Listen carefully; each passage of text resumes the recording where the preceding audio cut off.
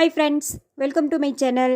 இன்றைக்கி வீடியோவில் பார்த்தீங்கன்னா 7 நாள் 7 முட்டை ரெசிப்பியில் இன்றைக்கி 4ஆம் நாள் வந்து குமரகம் முட்டை கறி எப்படி செய்யலான்னு பார்க்கலாம் வாங்க.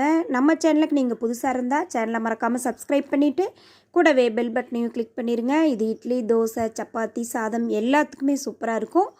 வாங்க பார்க்கலாம். ஒரு கடாயில் 3 ஸ்பூன் ஆயில் சேர்த்துக்கலாம். 1/4 டீஸ்பூன் போல் ஜீரகம், ஒரு கொத்து கருவேப்பிலை, கூட பார்த்திங்கன்னா 2 காஞ்ச மிளகாயை கிள்ளி சேர்த்துக்கிறேன். கூடவே ஒரு பெரிய வெங்காயம் நல்லா பொடி பொடியாக நறுக்குனேன். எனக்கு மெஷரிங் கப்பில் 1.5 கப் வந்துச்சு. அந்த வெங்காயத்தை சேர்த்துக்கலாங்க. சேர்த்துட்டு நல்லா வதக்கி விட்டுருவோம். அடுப்பு வந்து லோ ஃப்ளேம்லேயே இருக்கட்டும். நம்ம சேர்த்துன வெங்காயம் ஓரளவுக்கு நல்லா செவந்து வரணும். அந்த அளவுக்கு நம்ம நல்லா வறுத்து விட்டுடலாங்க. ரொம்ப ஒரு ஈஸியான டிஷ்ஷு. ஆனால் இதில் முக்கியமான ஒரு பொருள் சேர்த்து செய்யும்போது ரொம்பவே டேஸ்ட்டு சூப்பராக இருக்கும். பாருங்கள், வெங்காயம் ஓரளவுக்கு வதங்கிடுச்சு. ஒரு பெரிய தக்காளி எடுத்து நல்லா பொடுசாக கட் பண்ணிவிட்டு அதையும் சேர்த்துக்கிறேன். தக்காளி வெங்காயமெல்லாம் ஒரு 2 நிமிஷம் போல் நல்லா வதங்கணும். பாருங்கள், வதங்கி வந்திருக்கு. இப்போ மசாலா பொருட்கள் ஆட் பண்ணிக்கலாம். 1/4 டீஸ்பூன் மஞ்சள் தூள், 1 டீஸ்பூனுக்கு தனி மிளகாய் தூள் எடுத்துருக்கிறேன், 1/2 டீஸ்பூன் மல்லித்தூள், 1/4 டீஸ்பூன் சோம்புத்தூள், 1/4 டீஸ்பூன் போல் கரம் மசாலா சேர்த்துக்கலாம்.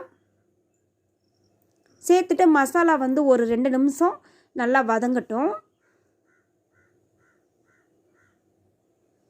பாருங்கள், இந்தளவுக்கு வதங்கினது. இதில் முக்கியமான பொருள் என்னன்னு பார்த்தீங்கன்னா, ஒரு அரைமுடி தேங்காய் எடுத்து நான் பால் எடுத்து வச்சுருக்கிறேன். முதல்ல வந்து நம்ம 2ஆவதாக எடுத்த பாலை சேர்த்துக்கலாம். அடுப்பை வந்து லோ ஃப்ளேம்லேயே இருக்கட்டும். தேங்காய் பால் சேர்த்துட்டு நல்லா ஒரு முறை கலந்து விட்டுருவோம். கலந்து விட்டுட்டு இப்போ இந்த மசாலாவுக்கு தேவையான உப்பு சேர்த்துக்கலாம்.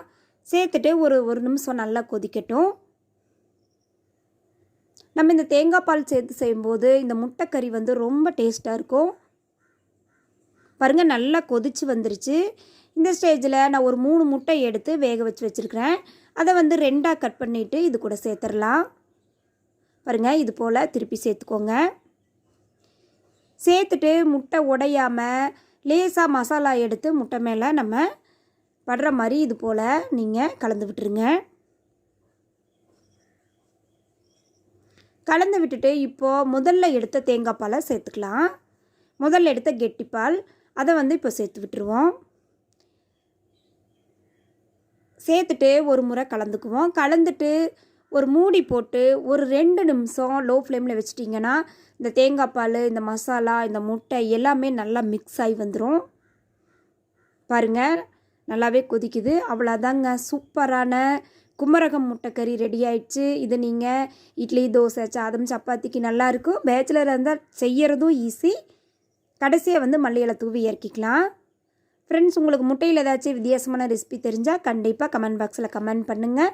இந்த வீடியோ பிடிச்சிருந்தா சேனலை மறக்காமல் சப்ஸ்கிரைப் பண்ணிடுங்க, லைக் பண்ணுங்கள், ஷேர் பண்ணுங்கள். ஃப்ரெண்ட்ஸ், நம்ம சேனலில் 7 நாள் 7 ராகி ரெசிபி போட்டிருக்கிறோம். டைம் இருந்தால் போய் செக் பண்ணி பாருங்கள். சூப்பராக முட்டைக்கறி ரெடி ஆயிடுச்சு. தேங்க்யூ ஃபார் வாட்சிங்.